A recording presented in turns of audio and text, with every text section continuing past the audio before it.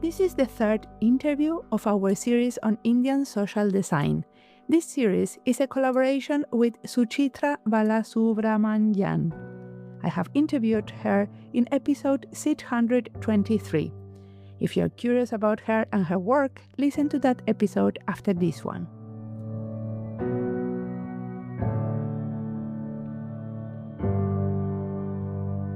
Today, we are excited to introduce Lakshmi Murthy, an Indian designer who's been working on reproductive health and well-being. She shares how she creates communication materials and designs menstrual pads to support health initiatives. Lakshmi also explained how she founds her social design projects and the real impact they have on communities. We dived into why she uses free licenses to share her designs, making them accessible to more people. Plus, we chat about her doctoral studies and her thought on how designers can work with the rural communities. My name is Mariana Salgado. This is Diseño y Diáspora.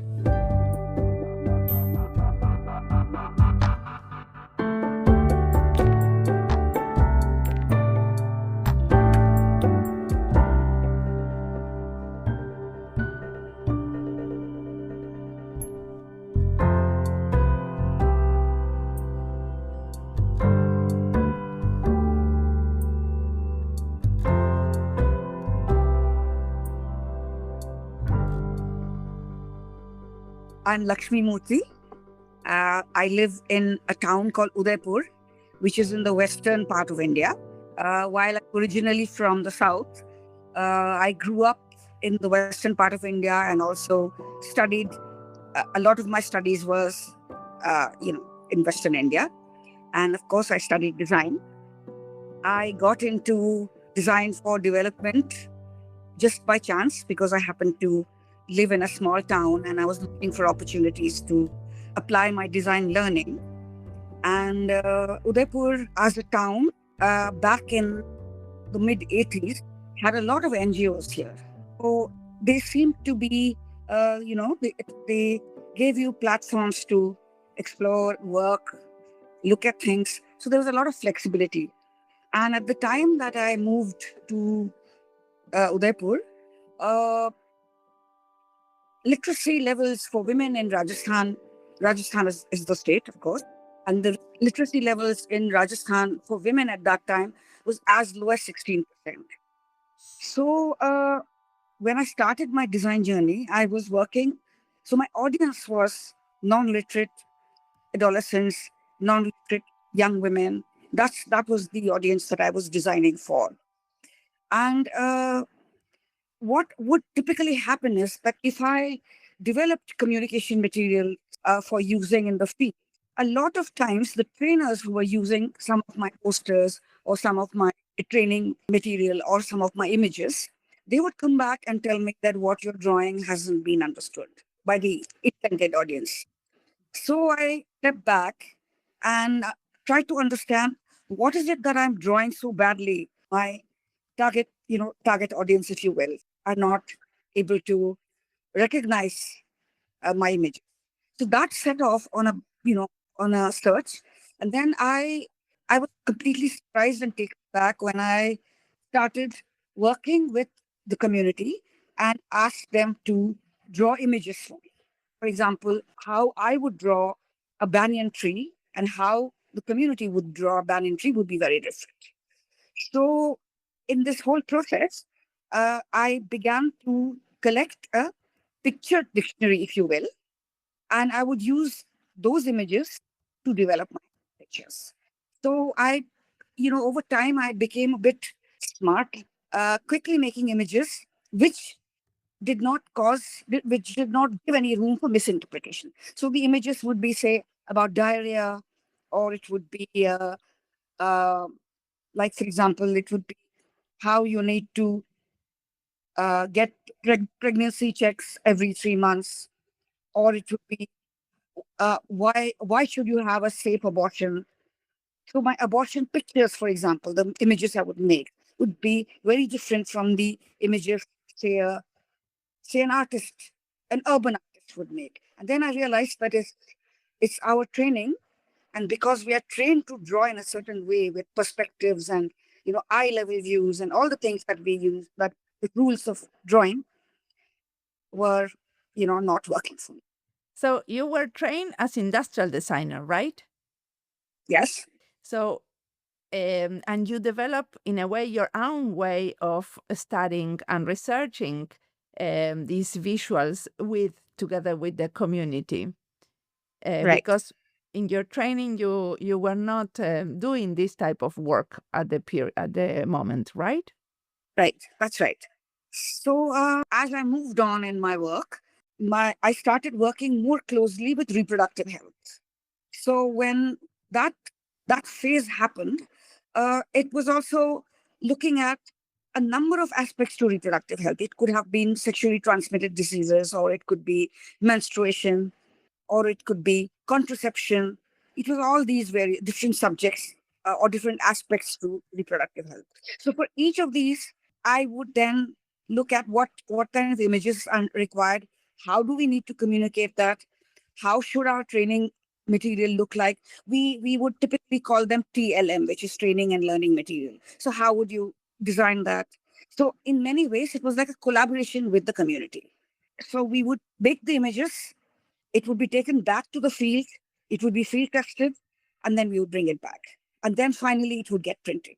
There was always an iteration with the community. But something I wanted to ask is because you were working with taboo issues, right? Because in the communities, it was not common to talk about menstruation or sexual diseases. So I would like to ask you, did you have any friction, and how did you overcome these things of, well, it was difficult to talk about these issues in that probably, right? Course, Not everybody was like, yes, let's open the drawings and talk about this. no, it was very like, for example, if you had to talk about changes in the body as you grow, how does an adolescent body change as an adolescent is growing? So it would be, I would have to show the community a set of nude pictures, a child at 6 years, then, a child at 10 years, and finally someone who's 19 years old. So all these pictures would have to be drawn with no clothes on. So we developed a system where we had a timetable, and the images would be gradually revealed. So we had a system where we would show these images in layers. First, the figure would be clothed, then we would unclothe them, and so on. So the strategy we always used is we always consulted the mothers of the adolescent girls, because we were working with both adolescent girls and adolescent boys. It was easier to work with adolescent boys because these training programs were typically residential. So you would have a batch of, say, 20 boys coming in to the camp, and then they would be with us for, say, 3 days or 2.5 days. It was always easier to get boys to come to the camp. When it is a question of getting girls to come to a camp, it's twice as hard, because you have to talk to the mothers and you have to talk to the parents. Then the other strategies would be, getting two mothers to come into the training. So we always had mothers as collaborators. We always had the village leader, sarpanch we call them. So we would have the village head as a collaborator. So they would be shown the timetable that we would be using and the pictures that we would be using. And what was the reaction of the boys? Because it's not normal to call boys in order to teach about menstruation, right? For example. That was always very interesting, because at one level, the boys had some idea that, okay, there's something that happens at home that's women-centric, and somehow we are not told. There's some idea. So if it's, say, a married adolescent, because those years we would have adolescent boys married as young as even, say, 16, 17. Now, of course, many things have changed over the past 4 decades.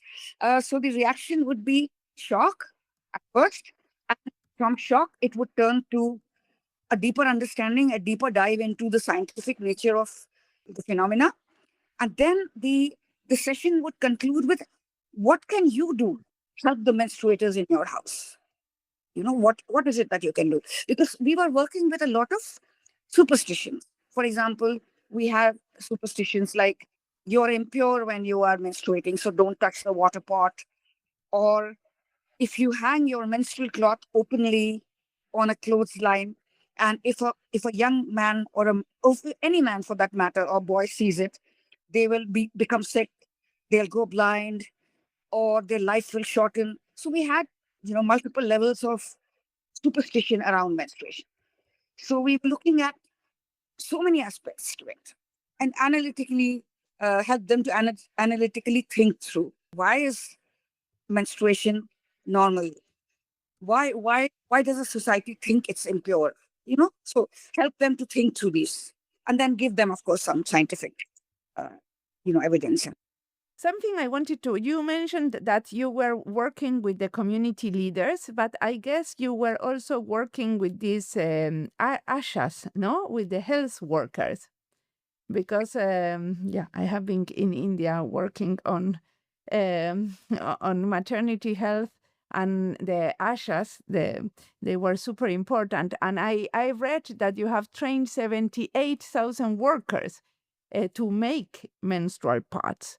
So I would like that you tell me a little bit about this collaboration. How was it? It's a large number, but what happened was there's an NGO called WaterAid, and during the COVID years, what happened was that they wanted to empower, because the markets had closed, and the government supply of sanitary napkins to the Anganwadi centers had stopped, so that supply had stopped. So when that happened, WaterAid came up with this plan that let's have a video call or a webinar session on how to stitch a cloth pad. So that's how it worked. So what happened is initially we had rehearsals. We had 2 rehearsals, and then finally it was designed as a 45-minute session on how to make your own cloth pad, where ASHA workers, wherever they were able to log in through their telephones and understand how the pad was made. And subsequently, there was a little flyer that was also developed, which later WaterAid, WaterAid team members distributed to the Anganwadis. So that's how it was. Even otherwise, from many years, I very much liked the concept of DIY, which is do it yourself, so that girls didn't have to depend on, say, a market-based fabric. They didn't have to go to the market to buy cloth. They could use their own old garments to stitch a cloth pad. That was the initial idea. And later on, as the project kept moving, as funding somewhat improved, we would get new fabric into the workshops, into the training sessions, and then we would give each of the participants a cloth, raw material for a cloth pad, which we would make right there, and then they could take away the cloth pad, having learned how to make it in the session. So that is how it was working. Lakshmi, was there a pushback from the sanitary pad company, or were they supporting you? What was the reaction from the big manufacturers? Let's just say that I really didn't have any interaction with any multinational, simply because what happened is how did disposable napkins enter the rural space? The government was supplying it. So the government would source their pads from, even probably China even. So the disposable pads were already available in the system. So I never had to.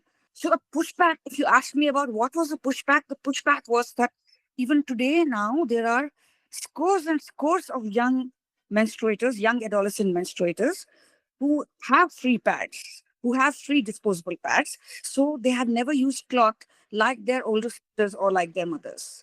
So there's a whole generation out there of just scores of adolescents all over India, not just Rajasthan, all over India, who have used disposable pads. And then, washing a cloth pad takes a lot of effort. So when there's something easily available, why not use that? So if you ask young people, they will tell you they use disposable. But of course, sometimes the quality of the pads that come in the supply may not be great. So they will later, when you sit down and talk to them, they will say that, okay, we're using both. We're using cloth and we're also using the pads that are being given free.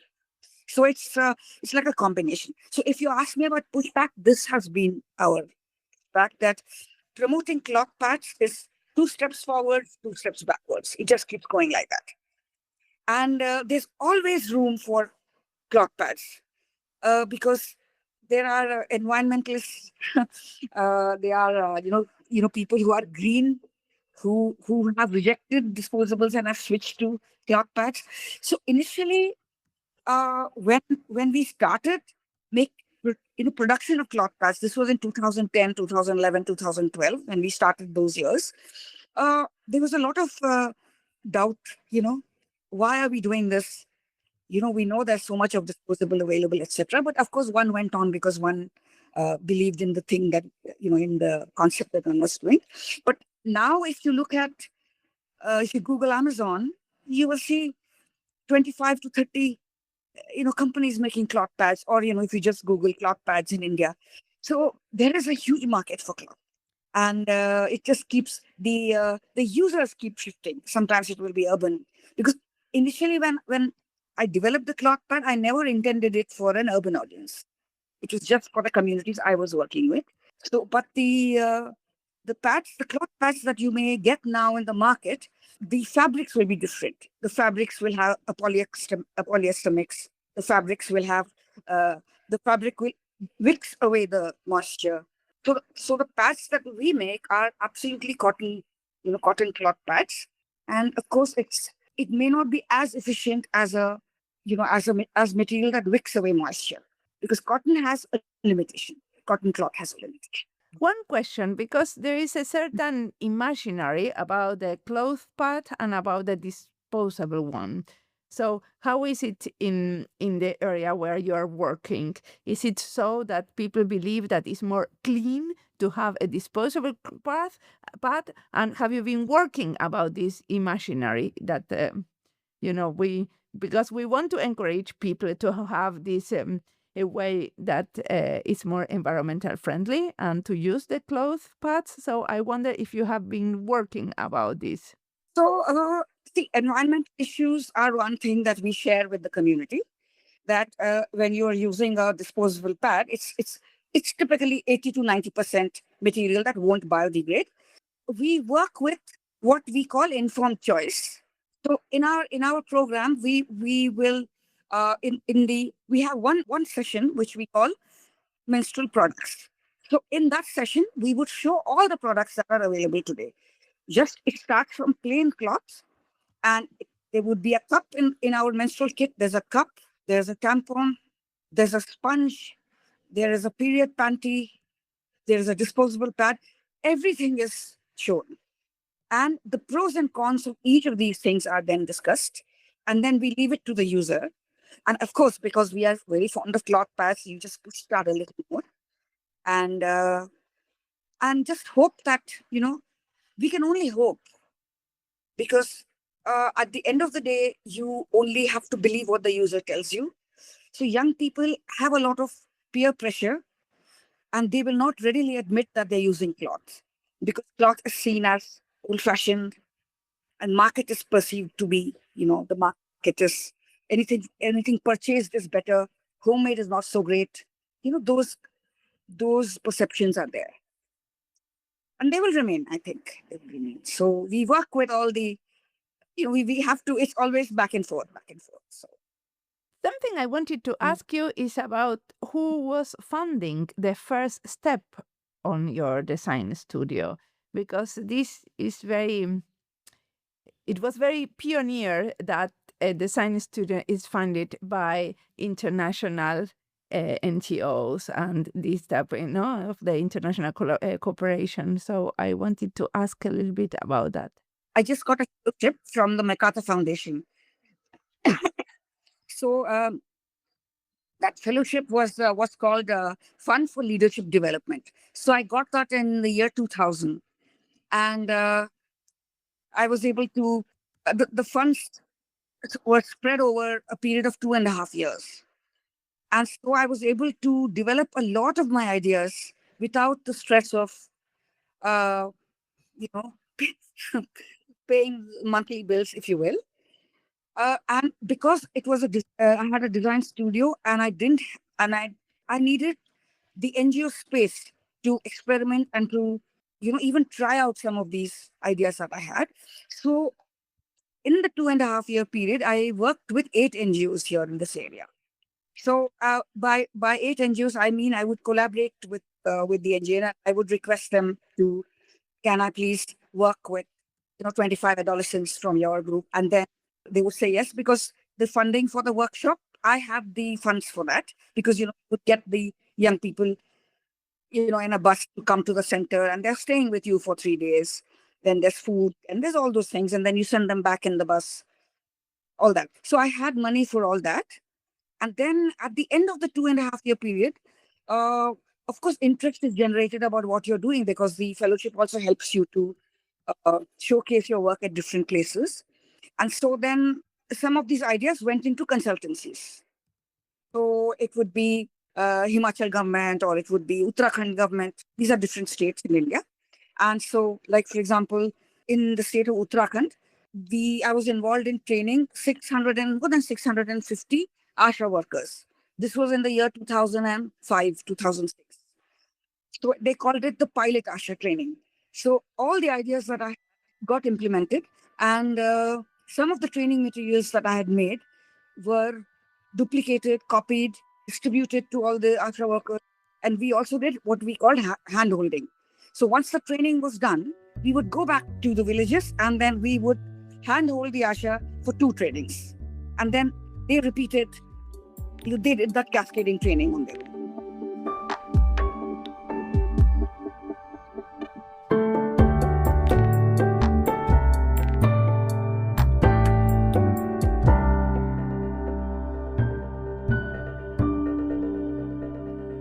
This episode is part of the lists India y Diseño, Diseño gráfico, graphic design, Educación en Diseño, design education, Diseño industrial, industrial design, Salud y Diseño, health and design, Diseño sostenible, sustainable design, and D&D in English.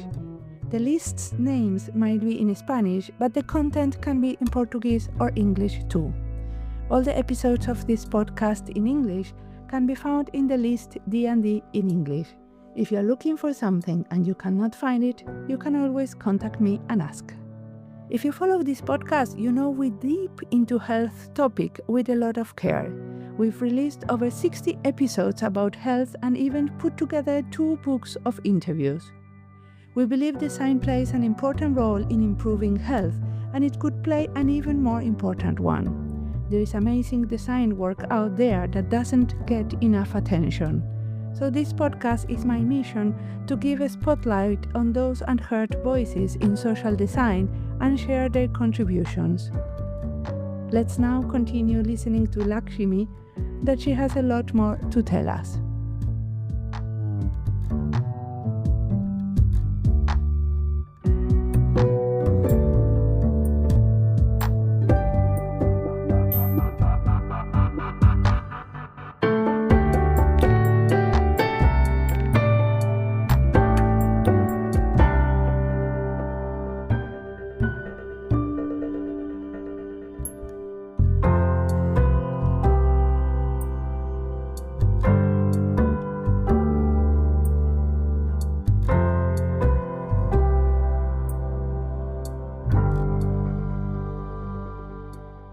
So you published everything that you have designed for women and all these training materials. You publish everything under copyleft.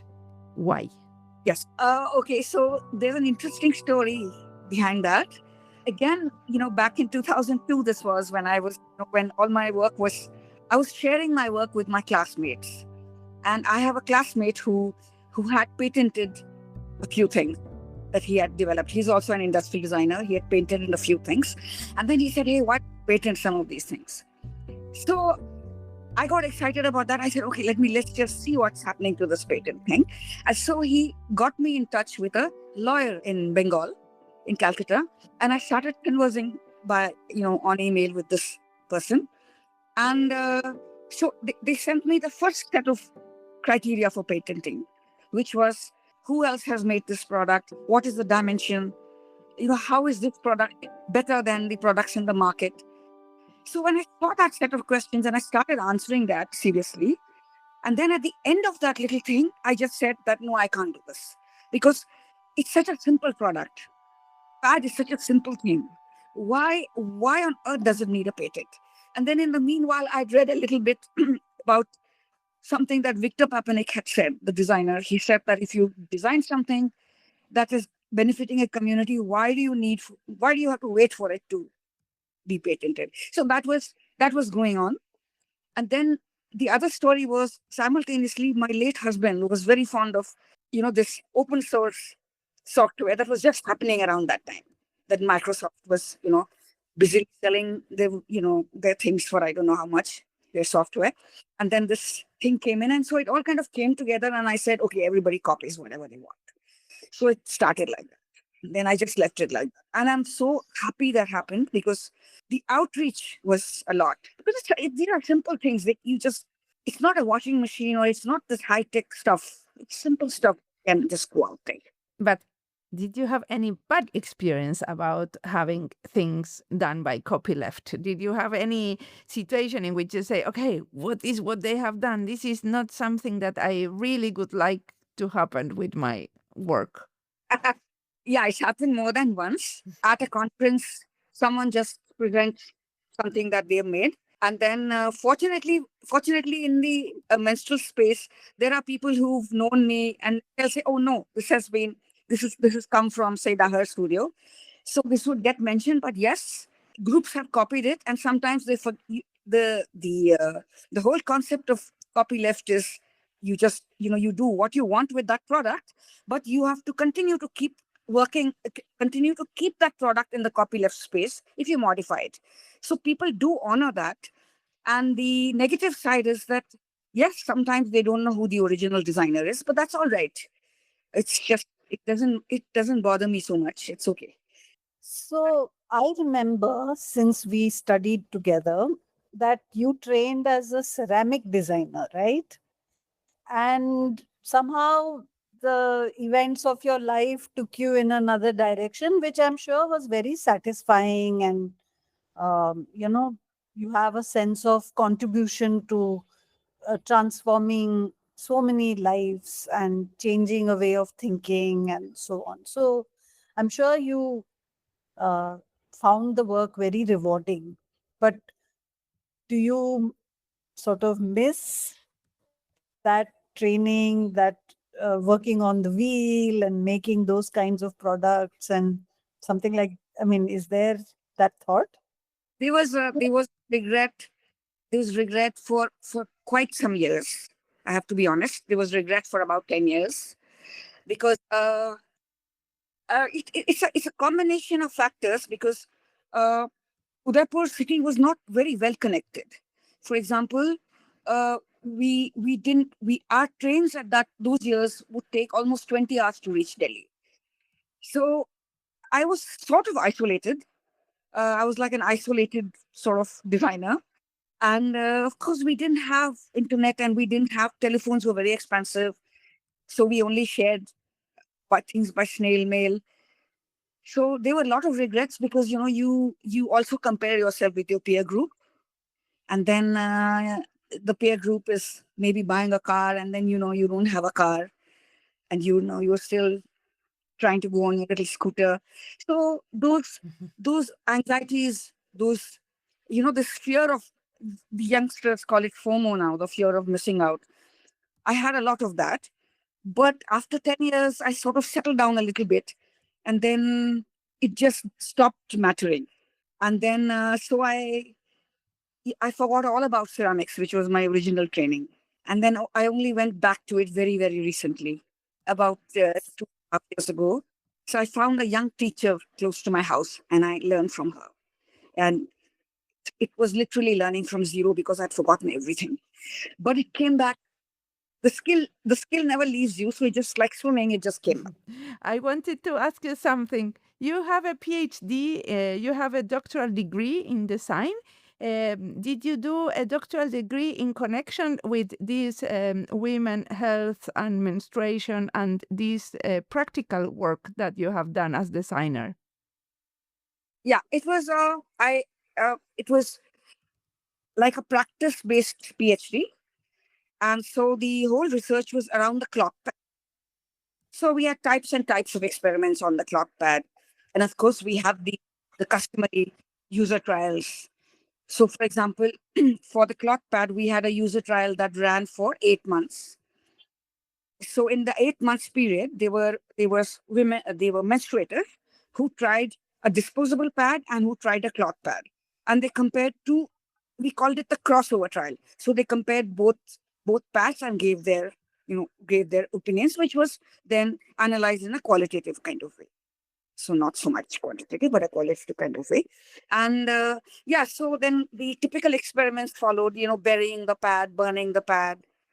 What happens? How long did the pad take to completely biodegrade in a garden environment? What happened in the field in a field environment?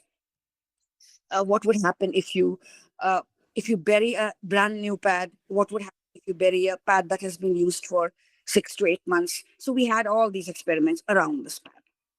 So that gave a kind of validity even of pushing for cloth pads to larger sort of communities. Now in India currently there are standards that are laid out by in Indian Bureau of Standards. Yeah, it's so there are standards laid out for disposable pads, and similarly now there are standards for cloth pads.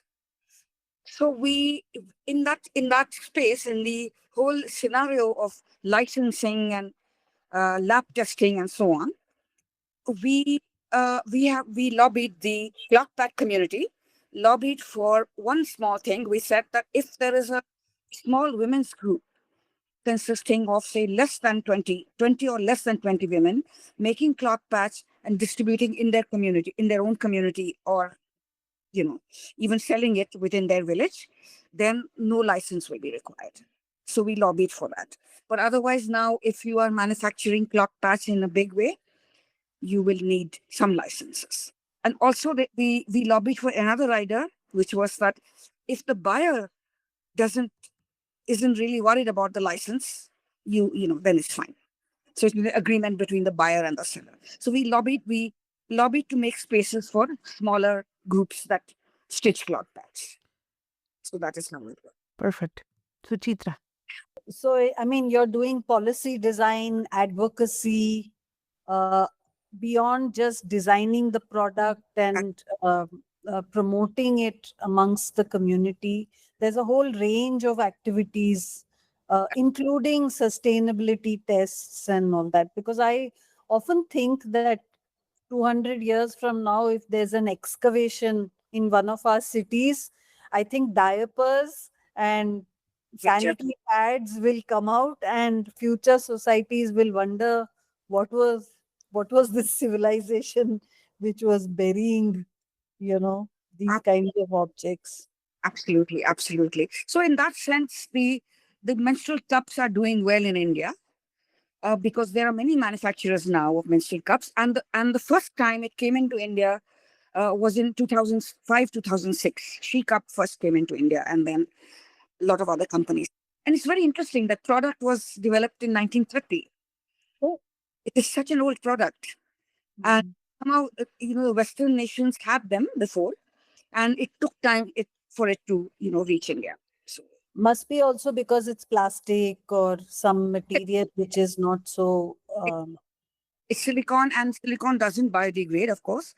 The advantage is that you can use it for 10 years. You also have a program in which design students do rural immersions. I wanted to ask about that. How does it work? Okay, that is it's very simple. A lot of NGOs in India have what is called a training, which is typically located in a rural space. These training centers have large halls. They have they have dormitories to sleep, and so on. And typically, it will be located, like I said, in a village. So we have a training center in a district here called Rajsamand district, and we have a dormitory facility that can accommodate about 50 students at one time. So all of them arrive with their sketchbooks and with with their brains, if you will, and then they come into the center and then they settle down and the program starts. The program starts with a village walk. So all the students must just go out in small groups. This is a guided village walk. So they will go with one of my field workers. And most of the students would not have, say, typically walked through a village where, cows are, there might be cows, there might be fields. So the walk through is through fields, looking at cows, buffaloes, goats, camels. We have camels in our area, and we have nilgai also. So they get a sense of what kind of animals there are. Then they go into the village. Then they visit all the temples, or they even sit under we call them chowksadis. The center of the village typically will have a banyan tree with a little. So then they hang around there. They just sit, talk to some people. Talking to some people also is a skill that they don't come with. So the assignment is just talk to somebody, say a few things to somebody, and come back and tell us what you spoke there. So once they come back, then it's just free for all. It's lots of stories about, oh, I saw this. They wear this kind of skirt. They're wearing this kind of jewelry, and so on and so forth. Then the next morning, the assignment is buy something in the village for 5 rupees. That's very exciting, because then they're running to the shop and then they're looking at things. They're looking at what the shop has. And there's plenty of things you can get for 5 rupees, because I learned from that too. Because in my limited understanding, I think, okay, for 5 rupees, probably you will get a thread or a needle or something to eat or whatever. And these 50 students come back with varieties of things that they have bought. And then there's this whole class on village economy. Why do you think this noodle packet of instant noodles has a different name? It's not Maggie, but it's Maggie. It's spelled differently. And then then they read the graphics at the back of the packing, and then they learn that, oh, this is made in Gujarat. It's a neighboring state. So they learn about say how there's a multinational making these snacks. So they learn about a variety of things. Then there are sketching components, of course, which helps them to understand, them to develop their skill. Then in between, I have my team coming in to give them lectures. So say someone will speak about domestic violence and give them this basic understanding of these are the laws. And what can you do in your little lives if you see domestic violence? What can you do? What are simple things that you can do? That's also shared. Then there will be one class on the Panchayati Raj system. How does the village governing council work? What is the role of the headman?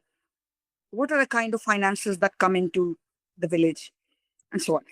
So I was thinking that you're from South India. You said it in the early part of your introduction.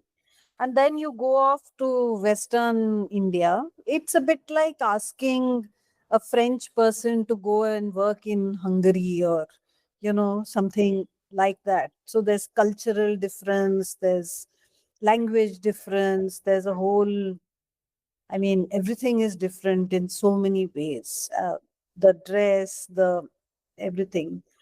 So, there must have been that kind of a journey also to kind of learn the language and the cultural context for you to then work in that context and be taking it to the next level in that sense. So there was that, right? Yeah. See, personally, there were a lot of struggles, lots of shocks even, because coming from South India, although of course I never lived in South India because I grew up in Bombay. Now called Mumbai, of course. So So definitely I had an urban kind of background. And then NID, as you know, as you yourself know that it was a confluence of people from different states. So largely we spoke English, and that's how it was. And I knew very little Hindi. Hindi was something that we didn't speak Hindi at home, so it was only something that you did at school and then passed your exam and got on with it. So uh, I had to learn the language, which was not very difficult to pick up because I knew the basics, and nobody around me spoke English. So I learned the language quite quickly. Uh, uh, of course, I still have some trouble writing it because I don't write fluently, but yes, reading and all is pretty okay. So then language was a problem, definitely a problem. And then Rajasthan had a lot of parda. Parda is women are veiled and speak through their veils, especially when men are around. There's a bunch of women whom you're talking to. 50% of them are veiled because their mothers-in-law are there or their aunts are over there, aunts from their in-laws side. So it's big for me to. I just couldn't understand why you have to be veiled in a when you're coming into a say a workshop. So then I understood how these things work. So then seating arrangements got changed. All the young women are in the front and all the older women are at the back. So the young women can then have their heads uncovered and be sitting in the first row because the mothers-in-law and everybody is at the back. So they don't see your face because you're not supposed to show your face to them. Things like that. So then you learn all this with time. Then culturally, you also kind of, I'm just going a little back to the training materials too. The training material about the layers, I'll just come back to that because I learned that from NID. Because in the early 80s, I didn't even know that NID had done projects in family planning. And they had used this technique of layering that when you want to show a naked body in a visual, you would just first keep the body clothed and then you would keep removing the layers to reveal what is underneath. And at the end, you would have a completely clothed body. So I learned it from NID's archive and then applied it back into my work here. So people had done this a little before me. So it wasn't as if I had kind of it was not entirely new. Of course, I modified a lot of things, but so culturally I learned that how to position your sessions, how should your timetable be designed, what should you say, and I will give you a small example of night emission in boys. You know, wet dreams, night emission in boys. It was very difficult to. That was a very difficult concept for me to initially communicate. So I developed a little little pamphlet explaining that as you're growing, semen is being developed in your body, etc., etc., etc. And after the session, I kept a pile of those for the boys to take away home. Nobody picked up even one because they said, if we take this home, we're going to be beaten because this is not something any people will understand. So once I understood that, then we developed uh, an audio play, a drama, a play where boys are just talking about nut emission and how they go to a quack and the quack gives them medicines to stop the night emission and all that and all that. So that would go for about 15 to 20 minutes. So then they would hear this. It was like an audio drama. They would hear it and then we would discuss this whole thing. And then it would be, for the boys, it's a big relief because it is night emission is seen as something that weakens your body, or you have bad thoughts, you are thinking about girls, you know. So it's a big relief at the end of the session. And I mean, culturally, if these boys could have hugged us, they would have hugged the trainers. It was like that. Then we also learned to uh, use cultural kind of parallels. For example, we would say that, okay, imagine a water pot and just turn the tap on and don't tap. what's happening? Water is spilling out of the pot, right? That's exactly what is happening in the scrotum. Semen is getting produced and there's no more room, and so it's just coming out. And the relief that, okay, it's just like sweat. Sweat is one body expulsion, this is another one. So those were things we learned on the way. It just kind of, so basically, so when I speak to young people, those few occasions where I have an opportunity to talk to youngsters who are stepping into design, I always tell them that it's just don't worry about being original. Because when you collaborate, the ideas come from the community, and then you mesh them and then make your own, you make your own whatever you need to make. And don't worry if all of us can't be original. It's okay. It's okay to just modify things and pick up things. Yeah, you have to be effective, not Yeah. necessarily original. Correct. So those were some of the excitements that used to happen in my life. Okay. And what are the things that you would like to recommend us? What are the things that have inspired you or read, seen, listened that you would like our audience to take a look? See, I would just tell people to just look back a little bit. By looking back, it comes from my own sort of practice, because now a lot of younger people have come into the menstrual space, and a lot of them, you can't blame them. They may not know what happened 25 years ago, and they have reinvented the wheel. So I always say, just take a look at what other people have done, and maybe it's already there. So work on something new. So that's the advice that I generally give young people the space. So I would say the same for everyone. And in terms of what I'm reading, I'm a member of this book club. They just recommend things for me to read, and I just go for it. It's a book club on design, or is it fiction? It's just fiction. Ah, okay. And what are you reading? As for design reading, I don't do so much of it, I have to confess. I just leave it for you don't have to, you can cut this out. I leave it for Suchitra to do that. And they look at this and look at that, because I have drawn a lot of my inspiration from her.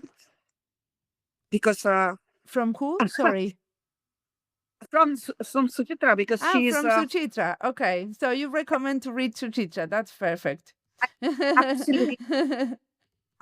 And even in her podcast, I learned so many new things. Perfect. So, And in the future, what would you like to do next?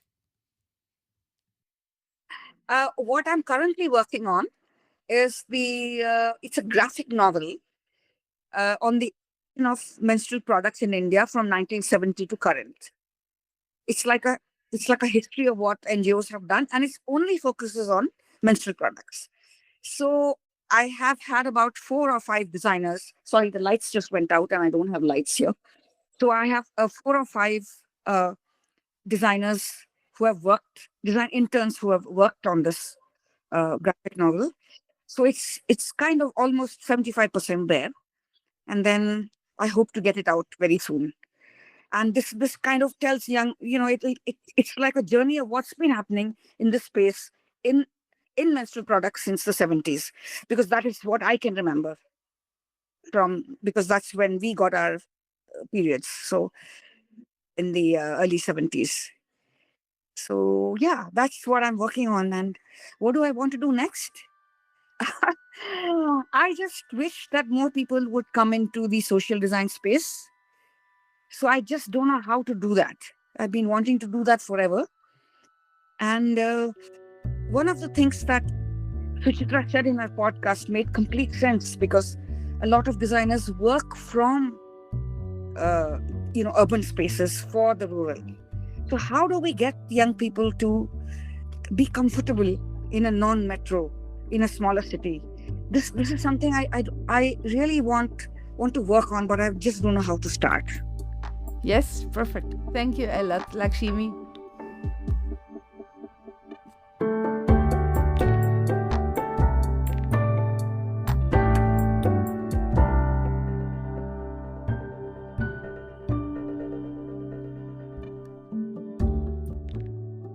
Lakshmi shared how she designs menstrual pads and creates easy-to-understand health material for rural community, especially non-literate women and teens. I love her do-it-yourself approach, using old clothes for eco-friendly pads, and her work with NGOs and social workers. She is showing us how design can make a difference. I loved hearing how she tackles taboo around menstruation by involving mothers, using culturally sensitive images, and even creating audio dramas for boys to understand topics like wet dreams. Her choice to use copyleft licenses is super inspiring. It lets others freely use her designs, spreading impact, even if it means losing some credit. Lakshmi's passion for empowering communities through design is super contagious. By the way, you know that we also use open licenses to publish this podcast, so you can enjoy it and reuse these audio materials. Her rural immersion program for design students, where they walk villages and learn about local lives, tell us how designers can connect with communities respectfully. Lakshmi's advice to young designers is you shouldn't stress about being original. Focus on what works for the community. I love the advice. I would also add, do not stress about being cool and doing things that for you and your colleagues look modern and beautiful. You are not designing for you, but for others. Her call for more designers to dive into social design, especially in rural areas, left me inspired to think about how design can create a change that lasts, especially when we invest in long-term relationships with communities.